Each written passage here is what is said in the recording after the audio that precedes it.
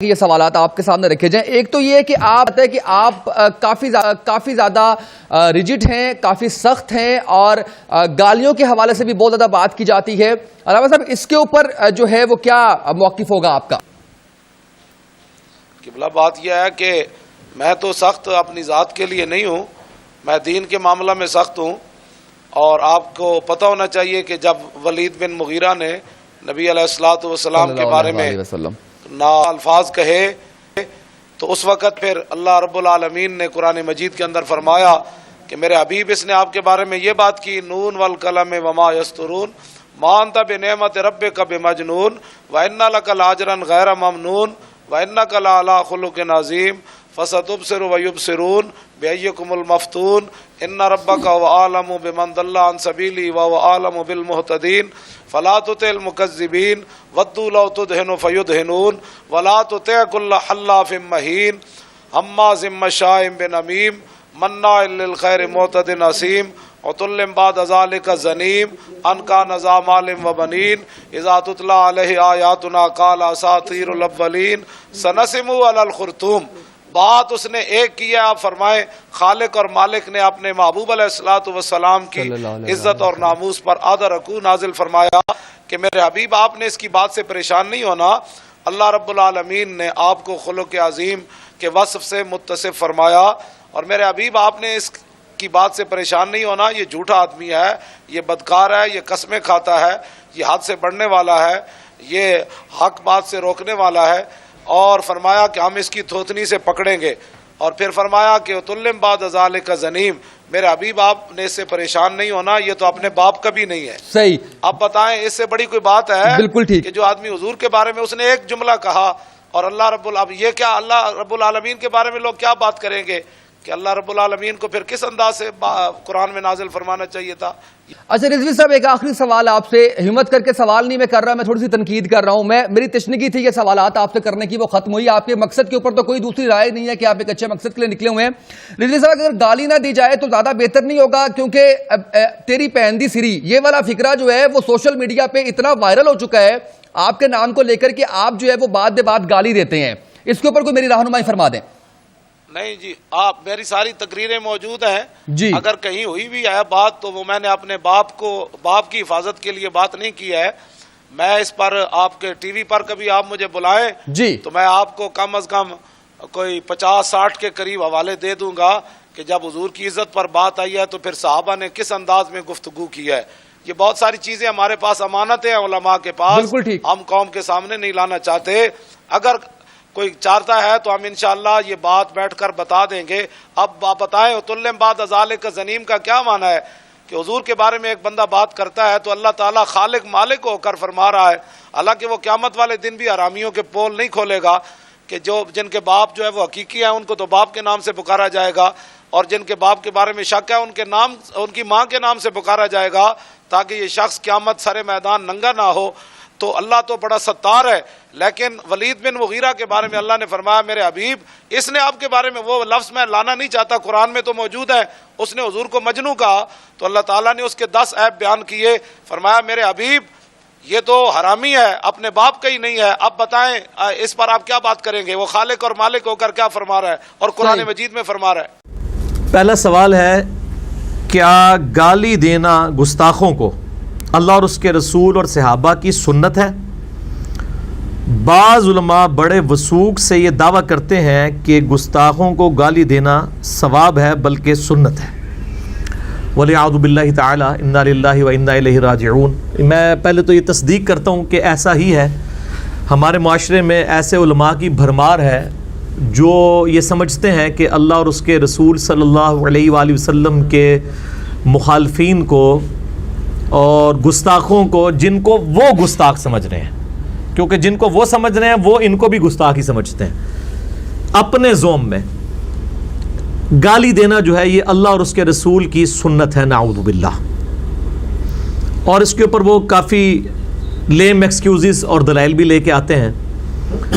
پہلا تو میں جو جواب دوں گا وہ الزامی ہے, اینٹی وینم ہے, پھکی والا جواب ہے, لاجیکل آنسر ہے کہ آپ جن لوگوں کو گالیاں دے رہے ہیں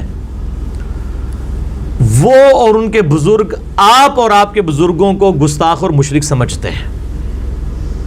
تو پھر جب وہ آپ کو اور آپ کے بزرگوں کو گالیاں دیتے ہیں پھر آپ کو برا نہیں لگنا چاہیے, کیونکہ آپ نے خود ہی ایک ڈاکٹرائن بنائی ہے نا کہ گستاخوں کو گالیاں دی جا سکتی ہیں. پھر آپ کو غصہ کیوں آتا ہے؟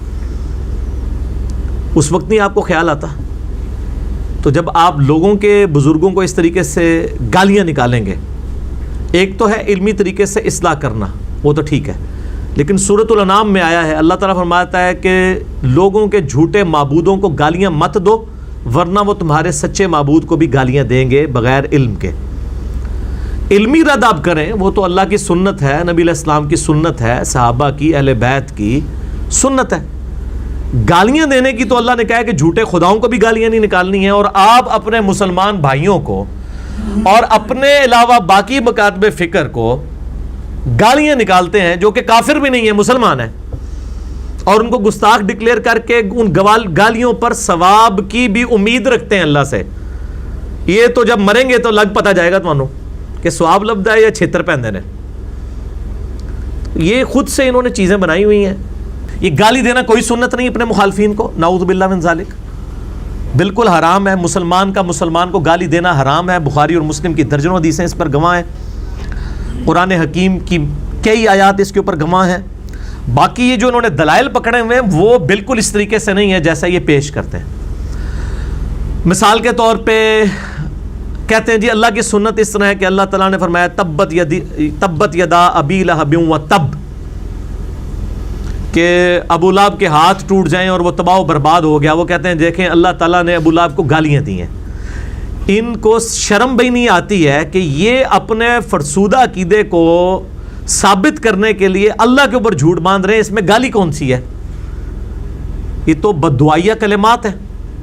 بددعا دینا تو نبی علیہ السلام کی سنت ہے, اور یہ جھوٹ مشہور انہوں نے کیا جی نبی نے تو کدے اپنے جڑا دشمنوں بھی بددعا نہیں دیتی. بالکل جھوٹ ہے.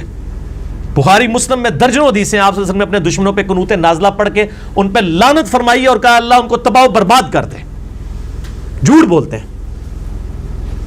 ہاں یہ بات درست ہے کہ آپ نے اپنی ذات کی خاطر کبھی کسی کو برا نہیں کہا, اللہ کے معاملے میں کوئی لحاظ نہیں کیا. وہ تو اپنے اصحاب کو کہہ دیا. مسلم شریف میں حدیث ہے کہ جو لوگ مسجد میں جماعت سے نماز نہیں پڑھتے, میرا دل کرتا ہے کہ میں اپنی جگہ کسی کو امام کھڑا کروں اگر مجھے بچوں اور عورتوں کا خیال نہ ہو کہ وہ ان پہ جماعت واجب نہیں, وہ گھروں میں پڑھ رہی ہیں, میں تمہارے گھروں کو آگ لگا دوں. کہتے ہیں پازیٹیو باتیں کریں.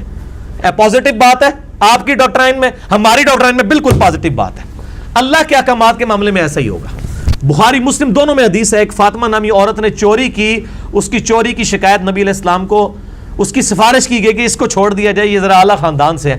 آپ علیہ السلام ممبر پہ چڑھے اور آپ نے فرمایا حمد و صلات کے بعد کہ تم سے اگلی قومیں اسی لیے برباد ہوئیں کہ ان کے اشرافیہ کے لیے اور قوانین ہوتے تھے اور غریب لوگوں کے لیے اور ہوتے تھے. اللہ کی قسم میری بیٹی فاطمہ بھی چوری کرتی, میں اس کے بھی ہاتھ کٹوا دیتا. ٹھیک ہے, اللہ کے معاملے میں مجھے سفارش کرتے ہو. نبی علیہ السلام سخت ناراض ہوئے. اللہ کے معاملات کے اندر کوئی ایسا مسئلہ نہیں ہے, وہ اسٹرکٹلی اپلائی ہوں گے. ان تمام چیزوں کے باوجود نبی علیہ السلام نے کبھی گالی نہیں دی ہے, نہ اللہ نے کبھی. تو یہ تبت یدا ابی لہب و تب میں تو بددعا ہے, اس میں گالی کون سی ہے جی؟ کسی کو کہا جائے تیرے ہاتھ ٹوٹ جائیں گے, اس کو گالی ہے؟ ان کو اردو نہیں آتی ہے, جھوٹ بولتے ہیں. اچھا, اسی طریقے سے وہ کہتے ہیں خالد ابن ولید کا باپ تھا ولید ابن مغیرہ, وہ گستاخ رسول تھا. تو قرآن پاک میں سورۃ القلم میں اس کے بارے میں آیا بعد ذالک زنیم. اللہ تعالیٰ نے فرمایا کہ یہ جو ہے اس کی اصل میں خطا ہے. اس کے خیر دو معنی کیے ہیں, علماء میں اختلاف ہے, چونکہ اکثریت اس طرف ہے لہٰذا میں اس بحث میں نہیں پڑھتا کہ اس کا معنی کیا ہے. میں انہی کا معنی مان لیتا ہوں کہ اللہ تعالیٰ نے فرمایا کہ جو یہ خالد ابن ولید کا جو باپ ہے رضی اللہ تعالیٰ عنہ, وہ تو مسلمان ہو گئے تھے, ان کا باپ ولید بن مغیرہ, اس کی اصل میں خطا ہے, یعنی یہ آؤٹ آف ویڈ لاک پیدا ہوا ہے, یہ حلالی نہیں ہے. تو اس لیے آپ دیکھتے ہیں نا وہ گالیاں دے رہے ہوتے ہیں, وہ کہتا ہے نہیں گستاخ رسول تے ہوندے ہی رامی ہے. یہ سٹیٹمنٹ ان کی غلط ہے. ان کو کہنا چاہیے کہ گستاخ رسول اگر ساڑھے فرقے دا ہوئے گا تو وہ لالی ہوئے گا, آپ کے فرقے کا ہوگا تو نہیں بھی ہوگا تو حرامی ہوگا, یہ کہیں. تو اس کا مطلب ہے ان کو نہ کوئی اللہ سے دلچسپی ہے نہ نبی علیہ السلام سے. اور ضروری نہیں ہے کہ جو گستاخ رسول ہے وہ ضروری حرامی ہوگا, نعوذ باللہ من ذالک. وہ تو اللہ نے وحی کے ذریعے بتا دیا. آج کوئی کسی کے بارے میں کلیم کر سکتا ہے؟ بلکہ جو شخص دوسرے کو حرامی کہہ رہا ہے نا, وہ بھی اپنے بارے میں کلیم نہیں وثوق سے کر سکتا کہ وہ خود بھی حلالی ہے کہ نہیں. یہ تو اللہ اپنے نبی کو غیبی خبر دے سکتا ہے, اور تو کوئی شخص کلیم نہیں کر سکتا کسی کے بارے میں کہ وہ حرامی ہے یا حلالی ہے. ان کا فرقہ چھوڑ دے تو وہ فرقہ چھوڑتے ہی حرامی ہو جاتا ہے, اسی وقت واپس آ جائے تو حلال ہونے کا سرٹیفکیٹ دے دیتے ہیں. اسی سے اندازہ لگا لیں ان کے جعلی جو دعوے ہیں وہ کس طرح چینج ہوتے ہیں. ورنہ اگر کوئی حرامی ہے وہ حلالی نہیں مان سکتا, حلالی حرامی نہیں. لیکن آپ ان کا فرقہ چھوڑیں تو آپ حرامی ہیں, آپ فرقے واپس آ جائیں پھر حلالی ہو جائیں گے. ٹھیک ہے. مسئلہ نمبر 71B, انڈیا اور پاکستان کے بزرگوں کی 19 گستاخانہ عبارات کا تحقیقی جائزہ. اس میں میں نے جو ہے نا وہ یہ ساری چیزیں گنوائی ہیں. میں نہیں کہتا ہوں کہ گستاخ رسول ہے تو وہ حرامی ضروری ہوگا, کسی کو تعویل کی غلطی بھی لگ سکتی ہے, بہرحال گستاخی کو گستاخی کہیں گے, اس کا کوئی لحاظ نہیں کریں گے. کوئی سنت نہیں ہے جی. بعد ذالک زنیم سے دلیل لینا بالکل جعلی دلیل لے رہے ہیں. اچھا, اسی طریقے سے وہ کہتے ہیں کہ جی وہ مسند احمد میں حدیث ہے, نبی علیہ السلام نے فرمایا جو اپنے جہلی نسب پہ فخر کرے اس کو کہو کہ اپنے باپ کی شرمگاہ کاٹ کے اپنے منہ میں رکھ لے. تو دیکھو نبی علیہ السلام کی سنت ہے کہ جو متکبرین ہیں ان کو گالی دی جائے. ظاہر ہے یہ تو بہت بڑی گالی ہے کہ کسی کو کہا جائے کہ اپنے باپ کی شرمگاہ کاٹ کے اس کا عضو تناسل کاٹ کے اپنے منہ میں رکھ لے. لیکن یہ حدیث ہی جعلی ہے. یہ مسند احمد کی حدیث جو ہے اس میں حسن بصری مدلس ہیں اور ان سے روایت کر رہے ہیں اور سما کی تصریح نہیں ہے. میں تو اکثر لیکچرز میں یہ کوٹ کرتا ہوں, بلکہ ویڈیو میں دکھا چکا ہوں کہ یہ روایتی بالکل کمزور ہے. نبی علیہ السلام کے اوپر جھوٹ باندھا گیا. بخاری اور مسلم کی حدیث ہے. ابو سعید خدری کہتے ہیں کہ نبی علیہ السلام میں کنواری لڑکیوں سے زیادہ شرم و حیا تھی. جس میں کنواری لڑکیوں سے زیادہ شرم و حیا ہو وہ اس طرح کی لینگویج استعمال ہی نہیں کر سکتا. پھر قرآن حکیم میں وَإِنَّكَ لَعَلَىٰ خُلُقٍ عَظِيمٍ, آپ اخلاق کے بلند ترین درجے پر ہیں. اس طرح کی ولگر گفتگو تو آپ صلی اللہ علیہ وآلہ وسلم کر ہی نہیں سکتے. اسی طریقے سے یہ کہتے ہیں کہ جی وہ صحیح بخاری میں حدیث ہے صلح حدیبیہ کے موقع پر, اور میں نے بھی لیکچر میں کئی دفعہ کوٹ کی ہے کتاب الشروع چیپٹر کے اندر صحیح بخاری کے اندر صلح حدیبیہ والے میں, کہ حضرت ابوبکر صدیق رضی اللہ تعالیٰ عنہ جو ہے وہ جب سہیل ابن عمرو آیا تھا وہ بار بار اپنا ہاتھ نبی علیہ السلام کی داڑھی کی طرف کرتا تھا, گفتگو کر رہا تھا, تو حضرت ابوبکر کو غصہ آیا اور انہوں نے کہا کہ جاؤ تم لات اور منات کی شرمگاہیں چاٹو جا کے. تو کہتے ہیں دیکھو حضرت ابوبکر نے جو ہے وہ گستاخ رسول کو گالی دی اور اس کو کہا کہ اپنے بزرگوں کی شرمگاہیں جو ہے وہ اپنے بتوں کی جا کے چاٹو. ہم یہ کہتے ہیں کہ اس طرح کی گستاخیاں جب ہم آپ کے بزرگوں سے ثابت کر دیں گے تو کیا آپ ہمیں اجازت دیں گے کہ ہم آپ کو کہیں کہ اب آپ جا کے چاٹیں ان کی شرمگاہیں؟ پہلے تو یہ الزامی جواب ہے. کہیں گے نہیں ہم تو ان کو گستاخ ماننے کے لیے تیار نہیں ہے. تو آپ جن کو باقیوں کو گستاخ کہہ رہے ہیں وہ آپ کے پاس اتھارٹی ہے. انڈیا پاکستان بنگلہ دیش کا تو ماحول یہ ہے کہ یہاں پہ کروڑوں لوگوں کا یہ عقیدہ ہے کہ اگر آپ ان کے سامنے کہہ دیں کہ نبی علیہ السلام انسان تھے ایز اے اسپیشیز, مرتبے کی بات نہیں ہو رہی, اسپیشیز کی, نو کی, تو کہتے ہیں آپ گستاخ رسول ہیں. اس جہل قوم کے اندر آپ لوگوں کو کہیں گے کہ گستاخ رسول کو قتل کر دو اور ہاتھ میں کلاشنکوف اٹھا کے تو اڑا دو, جس میں ہر بندہ اپنی ڈاکٹرائن میں دوسرے کو گستاخ رسول سمجھتا ہے. یہ رسک لیا جا سکتا ہے؟ Not at all. یہ عام آدمی کا کام ہی نہیں ہے, اور معذرت کے ساتھ علماء کا بھی کام نہیں ہے, کیونکہ علماء اپنے فرقے والوں کو کہیں گے. آپ دیکھ لیں وہ معاملہ ہوا جنید جمشید صاحب کا بھی اور ڈاکٹر عامر لیاقت صاحب کا بھی. ایک فرقے کے پارٹی نے کہا اس کی توبہ سچی ہے, دوسرے نے کہا دوزیدی فراڈ ہے, اودی سچی ہے. تو یہ توبہ بھی نہیں ماننے کے لیے تیار ہوتے ہیں, ان کے اپنے معاملات ہیں.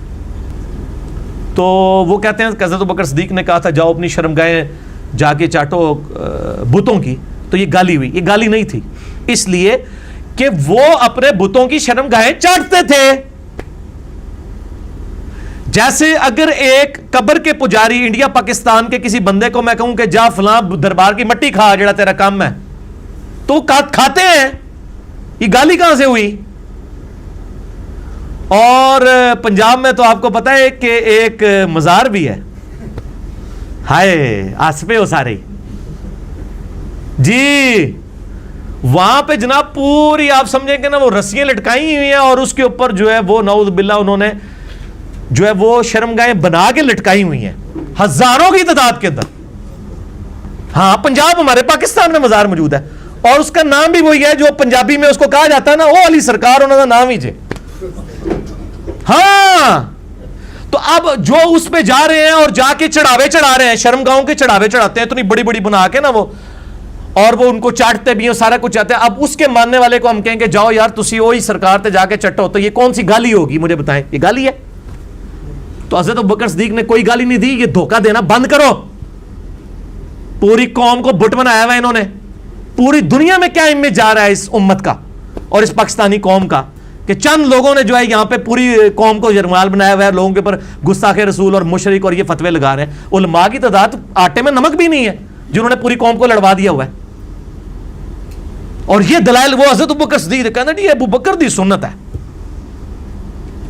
تو وہ حضرت ابوبکر نے وہ کہا جو کرتے تھے, وہ خود سے بنا کے گالی نہیں دی ہے کہ تیری فلان دی ہے تو تیری فلان دا ہے. کوئی نہیں ثابت. یہ بالکل جھوٹ بولتے ہیں. گالی دینا حرام ہے. گالی دینا, کافر کو بھی گالی دینا حرام ہے. اسلام میں کوئی اس کی گنجائش نہیں ہے کہ آپ کسی کو گالیاں دینا شروع کر دیں. اور اس کے ثبوت میں نے بتایا سورۃ الانعام میں اللہ تعالیٰ نے فرمایا لوگوں کے جھوٹے معبودوں کو گالی مت دو ورنہ تمہارے سچے کو بھی وہ دیں گے. گالی نہیں دے سکتے. ہاں علمی طریقے سے غلطیاں ہائی لائٹ کر سکتے ہیں, وہ تو پورے قرآن نے کی ہوئی ہیں. حضرت عیسیٰ علیہ السلام کے نام پہ جو فرقہ کھڑا تھا, عیسیٰ علیہ السلام کو کوئی گالیاں نہیں اللہ نے دی ہیں, نعوذ باللہ. لات منات کو بھی کہیں گالیاں دی قرآن کے اندر. ان کی عقیدوں کی غلطیاں ہائی لائٹ کی ہیں. ٹھیک ہو گیا جی. لہٰذا یہ جب کہیں نا یہ جی گستاخ رسول حرامی ہے اور یہ ہے وہ, ان کو کہیں گے آپ کے پاس وہی نازل ہوتی ہے کہ کسی کے لالی اور حرامی ہونے کا فیصلہ کریں گے آپ. ٹھیک ہے.